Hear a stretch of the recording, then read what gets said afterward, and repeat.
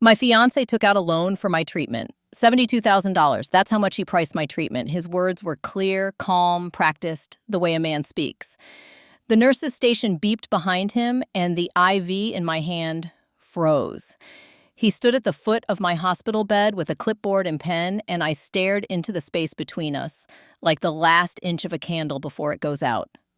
"Just sign here, Lydia," he said. "We'll pay you back after the surgery. It's for your treatment. I can't lose you." He stroked me. He's 58. I'm 72. We met at the gardening club among peonies and promises. Back then, he smelled of cedar. That day, he smelled of peppermint gum and urgency. The papers mentioned accelerated financing, consolidation, mutual responsibility. The fine print, a mortgage that would swallow the house my husband and I paid for. "How could you do this to me?" I didn't say it out loud. I asked it inside, where old grudges linger. Out loud, I said, "Do you think I won't read the fine print?" He smiled, hurt. "I would never hide anything from you." I turned the pages to the light. The borrower's name wasn't mine, ours, joint. The interest would eat our entire pension alive. I put my pen down. He picked it up, holding it so my fingers would touch it again. "Lydia, please. I can't watch you suffer." And there it is. Love used as a tool. A man who can't bear to see you suffer sometimes does what he pleases. "Leave the papers," I said. "I'll have the night to think." He kissed my forehead. His lips were cool, almost reverent. "I'll be back in the morning." As soon as the door slammed, I called the bank whose number was listed on the front page. I've made more casseroles than I've taken out loans, but I have one skill no paperwork anticipates. I can smell rot before it blooms.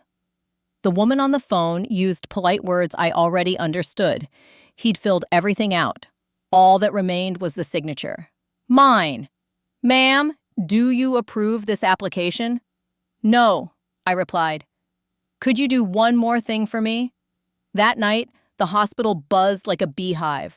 The fourth slowed, my pulse stabilized, and I counted it all off. The little favors he'd ever done for me suddenly seemed heavy as stones. The coupons he'd clipped for my prescriptions, the way he brought groceries to the porch, he changed the battery in the smoke detector that afternoon while I was pouring tea. How many signs of attention would it take for the ground beneath my feet to soften enough to dig a hole? I didn't sleep. When dawn lifted the blinds of its own accord, I made 2 more calls. One to the county sheriff, to whom I once brought blueberry muffins when checking on neighbors, and one back to the bank. I told them both the same truth. I suspected a scam, targeting an elderly woman who wasn't as kind as she seemed.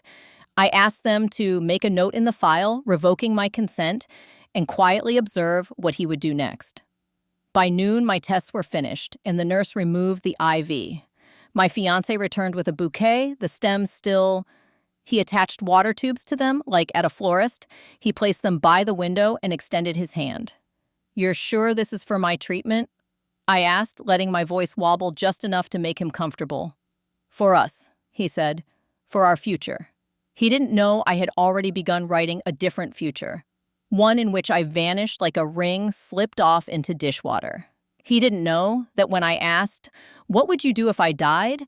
I wasn't being melodramatic. I was measuring the size of the hole he had dug and whether he'd climb in if I weren't there to fill it. He laughed a little. "Don't say that."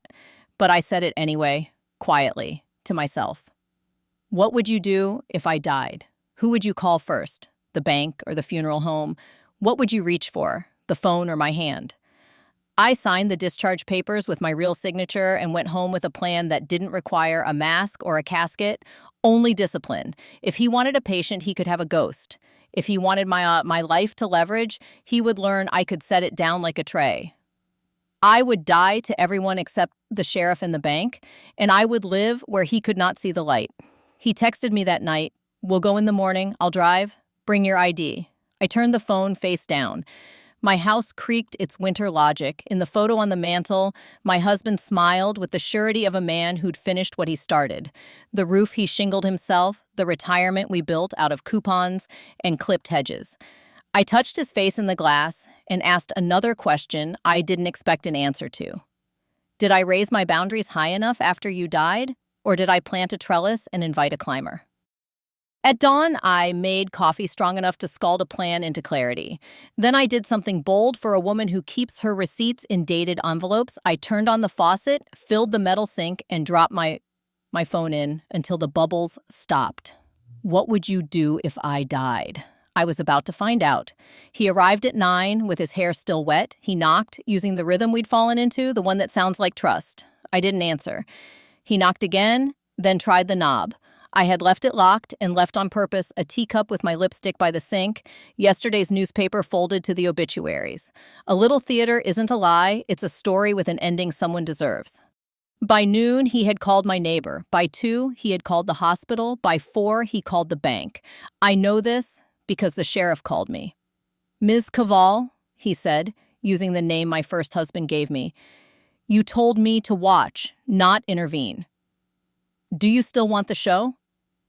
I do, I said.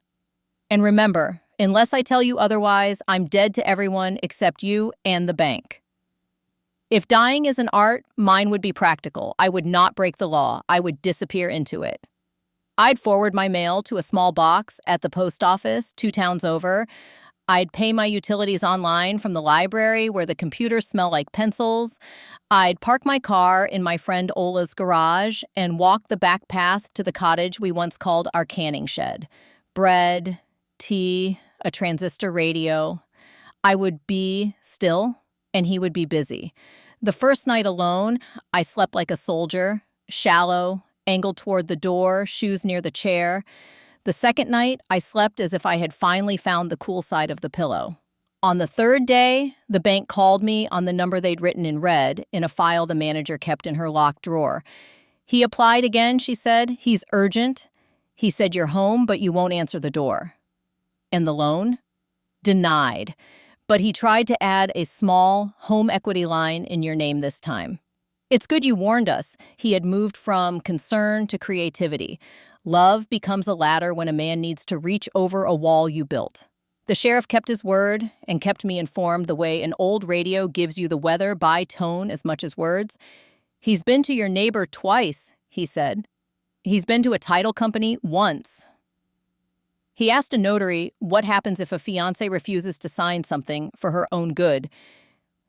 For her own good, I said, tasting the phrase like a lemon rind. I boiled an egg, peeled it clean, and ate it over the sink while the cottage took a breath around me. I am not a woman built of revenge. I am built of lists and gardens and early morning buses, but betrayal makes a different scaffold. You climb it because the view from the ground is no longer safe. When I finally left the cottage after a week of quiet, I did not go home. I went to the bank with a scarf over my hair and the sheriff 3 steps behind, pretending to browse the pens. The manager greeted me with the long eye contact of a woman who understands fear's weight. Ready? She asked. Ready, I said. Let's let him show us who he is. We entered my account online, then locked it in a way only she knew how, so that any attempt to borrow, merge, or move funds would trigger a review. Paper death leaves fingerprints. I intended to leave mine where his hands would reach next. The plan was simple. I would stay gone. He would reach for money and find a mirror. He'd accuse neighbors of hiding me. He'd be kind in public and careless in whispers. And when he did something not just cruel, but criminal, the door would open and I would walk back through it living. In the seat pocket of the sheriff's car on the way back to my cottage, I found a funeral home brochure. He saw me looking. Why carry that? I asked. He smiled without humor. Because people like him think paper can bury a person. I prefer my dead, alive, and my liars on paper. Then let's write, I said. The second week, he filed a missing person report. It was full of adjectives: vulnerable, confused, forgetful. I read it in the sheriff's office while the coffee maker spat and the scanner warmed. Only 2 facts were true: my name and my height. Lies like that aren't descriptions, they're nets. Do we respond? The sheriff asked. No, I said. Let him lay out more rope. On day 15, he went to my church and asked the pastor to pray for me publicly. He suggested a love offering. I am generous with casseroles, not with wallets. And the pastor, gentle, suspicious, called the sheriff instead. The next day, my fiance tried something smaller. He ordered a replacement debit card online and asked it to be sent to his brother's address, and that was the first ping. The second came when he answered a call from the bank, one arranged by the manager who asked him to come in and verify a few details so we can make sure Ms. Koval's accounts stay protected while she's unwell. He went, wearing a tie I had ironed, and brought a folder thick with forms and patience. He signed his name where the banker pointed and smiled with the relief of a man who believes paper likes him better than truth. When he left, the banker made a quiet note. Attempted access by non-owner, self-described fiance persistent. I stayed quiet 3 more days. I ate soup from a pot that tasted like my mother's kitchen and listened to the radio tell me about weather fronts and high school sports scores. And then the sheriff called. He made his mistake, Isaiah, he said. He tried to open a credit line as your spouse. Said you'd married in a private ceremony while you were very unwell. He brought a photocopy of a certificate with your name misspelled. I sat very still. The way you sit when a bridge you have feared finally collapses and you learn the river is only waist deep. Now? I asked. Now, the sheriff said. If you're ready, we invite him to the bank. I pressed my hand to the table to feel the grain. I thought of the first bouquet he gave me and the last text I didn't answer. I thought of the man I buried and the fence he built straight and true and the way he used to measure twice and cut once, and I answered the only way I could. I'm ready to live. We set the appointment for Friday morning at 10 a.m. The bank manager would ask one last time for my consent to add him to my accounts and approve the new line of credit for medical incidentals. He would step into the office with his folder and something like relief. The sheriff would sit in the corner with a yellow legal pad he didn't need. I would already be there behind the frosted glass door, a cardigan and a neat knot of hair, a woman who had died on paper and come back taller. I arrived early and stood in the bright, cold hallway looking at the reflected version of myself in the bank's framed certificates. Older, yes, but not fragile. The manager opened the door and squeezed my hand. Are you sure? She asked. Yes, I said. He needs to see me alive. We didn't practice lines. I didn't need to. The truth, when finally spoken, doesn't require rehearsal. At 10 past 10, he walked in with that careful, respectable gait he uses when speaking to men in uniforms. He shook hands, thanked the manager, and placed a photocopy of a marriage certificate on the desk as if it were a bouquet. Before we proceed, the manager said, I just need Ms. Koval's verbal authorization. He frowned at the empty chair. She isn't here, he said. She is, I said, and opened the inner door. He turned. The first thing he reached for was not my hand. It was the paper.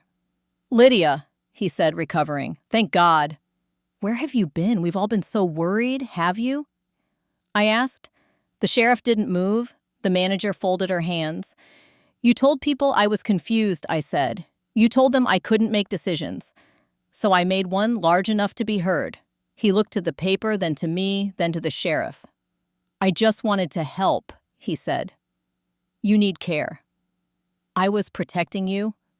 From what? I asked. My own name? Silence is heavy when it's honest. He filled it. You don't understand the world anymore, he said. I was trying to make things easier. You applied as my spouse? I said. You brought a certificate with my name wrong and your brother's address listed on the record for my mail. Easier for whom? He swallowed. We can talk at home. I don't have a home you can enter, I said. You made sure of that when you tried to trade it for a loan? He pushed the paper across the desk. It's for her treatment, he said to the manager as if I were a figure in a painting. The sheriff opened his notebook. Sir, this is a good time to stop talking. Better men have ruined themselves with fewer words. My fiancé put his palms flat on the desk. We're getting married, he said. No, I said. We are not. There are men who understand when a door has closed. He was not one. He reached for the paper again as if it might transform into a key if he touched it with enough faith. The bank manager, slid it back with 2 fingers. "Mr. Savchuk," she said, professional even, "there will be no new lines of credit and the bank will be making a report." "To whom?" he asked. "To the people who do not mistake paper for love," the sheriff said, and set his pen down. My fiance looked at me in a way he never had in the garden or in my kitchen or on my porch with the grocery bags. This was not a plea, it was an appraisal, and it ended with a shrug. "So that's it," he said softly. "You'd ruin my life rather than accept help." "Help doesn't ask my house for collateral," I said. "Real help brings soup and stays until the water boils." He laughed once, a hard exhale. "You can't prove anything." "We don't have to, by in esto," the sheriff said. "You just did." The manager stood. "This appointment is over." He walked out with his folder and his mint breath and the faint outline of the man I had thought I could trust. And when the door clicked shut, the room felt lighter, as if it had been holding a breath too. I sat. The sheriff put a card on the table with a number circled twice. "Call me if he comes to the house," he said. "He won't," I said. "He'll need a different address to haunt. Justice, the first serving, is rarely sweet. It's paperwork and patience and the slow return of appetite." The charges the sheriff filed were not dramatic: attempted fraud, presenting forged documents, unauthorized access attempts. He did not go to prison for the rest of his life. He paid fines. He stood before a judge who looked at his shoes and said things about trust and guardianship and the difference between care and control. He lost the right to act as a representative for anyone vulnerable, and the church stopped allowing him near the donation baskets. He moved to his brother's place 2 counties away. He sent 2 letters that I did not open. That could have been the end, a neat story, lightly salted with consequences. But neat endings belong to people braver or lazier than I. What I had was a question stuck in my teeth. Was I the first woman he'd tried to price? The answer came folded into a hymnal. On a gray Sunday, I slid into the back pew. The pastor spoke of widows and neighbors who bring ladders when storms tear shingles. After the service, a woman I'd only nodded to in passing touched my sleeve. Small hands, neat nails, the look of someone who irons pillowcases. "You're Lydia," she said. "He courted my aunt 2 years ago." We sat in the fellowship hall with black coffee and a plate of dry cookies. She told me about her aunt, Sophia, 80, a retired music teacher. He'd come courting with lilies and careful listening. There had been talk of a joint account for travel, a small loan to repair her roof. The roof was repaired, the account was emptied, the lilies were wilted in a week. No police report, only a quiet sale of the aunt's piano to pay what shame couldn't. I felt the old tremor in my hands, the one I learned to conceal by pressing my palm flat on the table. "Do you have anything?" I asked. "A paper? A message? A receipt?" She did. A photo of a transfer slip with his name in the memo line, a card in his handwriting that used the word forever more often than grammar allows, and a copy of a protective order her aunt had drafted and never filed. Fear had bullied her into silence. Grief had finished the job. I took the copies home and laid them on my kitchen table like seeds. He wasn't done yet either. Word travels unevenly in small places, slow through pride, quick through appetite. 3 days after that Sunday, Ola called from her salon with the kind of voice women save for emergencies and babies. "He's here," she whispered. "In my chair." Asking about your address like it's a punchline, I drove slowly to town and parked where he couldn't see. I walked past the window as if stepping over a puddle. He laughed at something Ola said and gestured toward a brochure for a retirement development on the counter. I left without being seen, but I left with a decision I could taste like metal. Hiding had been a tactic. Now I needed strategy. I called the bank manager and the sheriff and the woman with the aunt. And for the first time since I dropped my old phone into the sink, I called my son. We've had a long quiet between us, grown like moss over an old stone. He lives 2 hours away and brings his children twice a year, arriving with store-bought pie and stories he tells like weather reports. High pressure at work, a slight chance of promotion. I had not told him about the man with the mint breath. I'd spared him the embarrassment of a mother who fell in love, messy and late.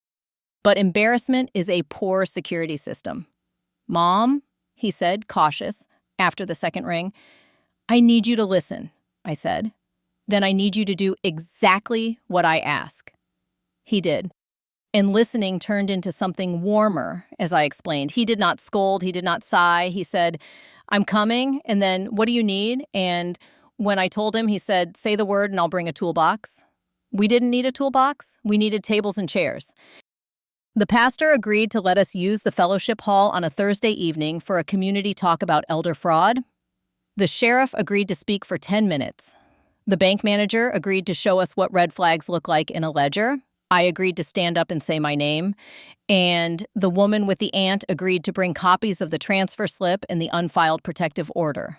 I did not ask him to come. He came anyway. You cannot bait a trap with the truth unless your fox likes chickens. He liked rooms where he could appear noble, where he could perform concern. He arrived in a wool coat and the look of a man ready to be thanked. He sat in the back and held a styrofoam cup he never drank from. He nodded when the sheriff said, "If they ask for privacy with your paperwork, rehearse the word no." And he smiled when the bank manager said, "We will never be offended if you ask us to go slower." I stepped to the front with my notes on an index card and no tremor in my hands. "My name is Lydia," I said. "I died on paper so I could live in the world." A few in the room laughed softly, not at me, but with the comfort of recognition. A few leaned forward. He watched, expression even. I told the story quickly: the hospital, the loan, the cottage, the sink with the phone like a small, obedient grave. I said his name once, not loudly, not with spit, just a name in a sentence that had more nouns worth hearing. The sheriff nodded, and the bank manager let out a breath I could feel across the room. Then I held up Sophia's unfiled protective order. "She kept this in a drawer," I said. "She never brought it here. Shame is a thief with soft shoes." From the back of the room, a man cleared his throat in a way that was not simply clearing. He stood. He was older than me and carried himself with the weary discipline of someone who once wore a uniform. "He did it to my neighbor," he said. He didn't point, didn't turn. He just spoke into the room as if the room were a witness box. Different town, same script. The air changed. Rooms do that when truth travels quickly. He didn't leave. He was not a runner by instinct. He stayed and shook the sheriff's hand at the end and told the bank manager she was doing holy work. He caught my eye and lifted his cup like a toast, then left with the smooth shoulders of a man who believes an accusation needs applause to live. We did not applaud, we wrote. The sheriff took formal statements. The bank flagged 3 more accounts. The pastor, face pale with a fury he kept bridled, drafted a letter to be read on Sunday about wolves in wool. My son drove me home and changed my porch light bulb without being asked, and stood in my kitchen with his hands on the counter as if it were a pulpit. "You don't need to be strong every second," he said. "I'm not," I said. "I'm being thorough." "Same thing sometimes," he said. The next move didn't come from him. It came from his brother. A letter arrived at my post office box with my name written neatly and a return address I recognized from the debit card attempt. Inside, a funeral program with a date circled, my husband's, years old. Underneath, a note: "You've been grieving a long time. My brother is not a bad man. He's desperate. Come talk to us before you go too far." Desperate. The word that dresses greed so it can walk down Main Street without flinching. I brought the letter to the sheriff. He read it, tilted his head, and asked, "Do you want to go too far?" "I want the right distance," I said. "Close enough to see, far enough to be safe." "Then let's set the distance ourselves," he said. We planned a meeting in a place where paper has many eyes. The public library, in the small study room with frosted glass, where the librarians go to rest their feet and talk about snowplow schedules. The head librarian is a woman who runs story time like boot camp and budget meetings like revivals. She reserved the room and placed a pot of tea on the table and 2 hawthorn branches in a jar as if to remind us that thorns can be decorative if you arrange them correctly. He came with his brother. They arrived 5 minutes early and wore their best shirts. They smelled like laundry detergent and weather. He looked thinner. His brother looked tired. The sheriff sat in the corner, pretending to read a historical atlas. The head librarian closed the door and, without being asked, turned the key. He opened by saying my name the way men do when they want to prime a pump. "Lydia," he said. "Thank you for meeting us. I know you're hurt. I know you think the worst. I think about facts," I said. "Feelings can nap."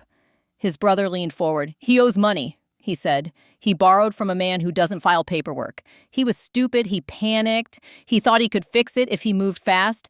By moving me out of my own life," I said. "It wasn't personal," his brother said. "Then whose person was it?" I asked. Silence pulled a chair to the table. He tried a new angle. "I loved you," he said. "I still do." "You loved what I owned," I said. "If I had rented my house, would you have brought me lilies?" He flinched, just once, a small tell, the kind you'd miss if you were softening. "We can make this right," his brother said. "Pay back what we took from the others, apologize, clean slate." "Clean slates are for children's chalkboards," I said. "Grown men get ledgers." The sheriff turned a page in his atlas. The sound was a gavel scaled down for domestic use. "We're done here," I said, standing. "I don't accept private justice for public harm."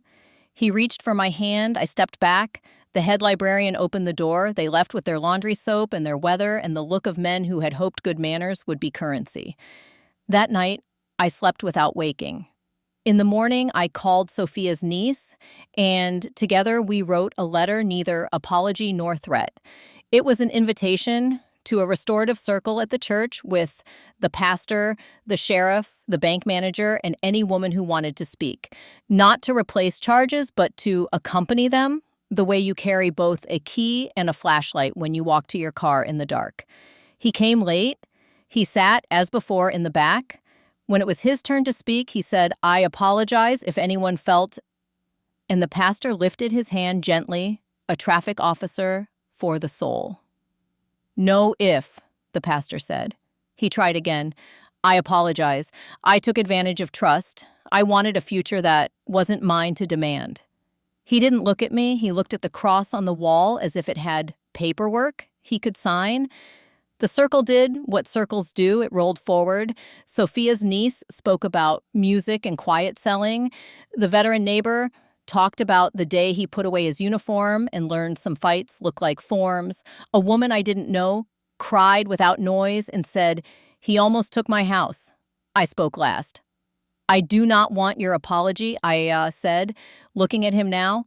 "I want your logistics. Every name, every date, every bank, every notary, every trick.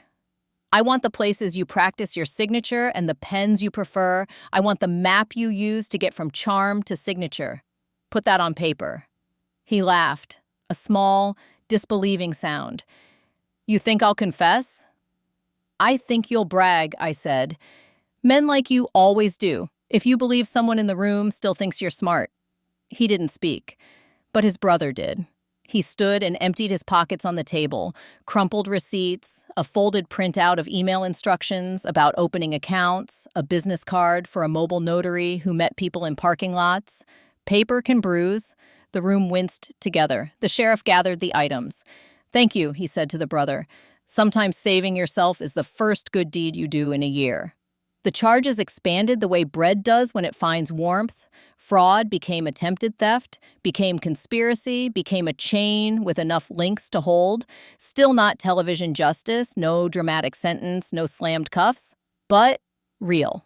A 3-year ban from serving as a fiduciary of any kind. Required restitution, calculated not just in dollars, but in hours of service at the senior center, where he would mop floors and stack chairs under the directions of women who would not remember his name but would recognize his type. Was I satisfied? Yes, like a woman is satisfied when the fence holds during the first storm of winter. You still check the posts in spring. The end, when it came, asked for more of me than anger. It asked for structure. The bank manager and I started a number printed on small cards we left at the pharmacy, the church, the library, and the bus stop, the Rosemary line.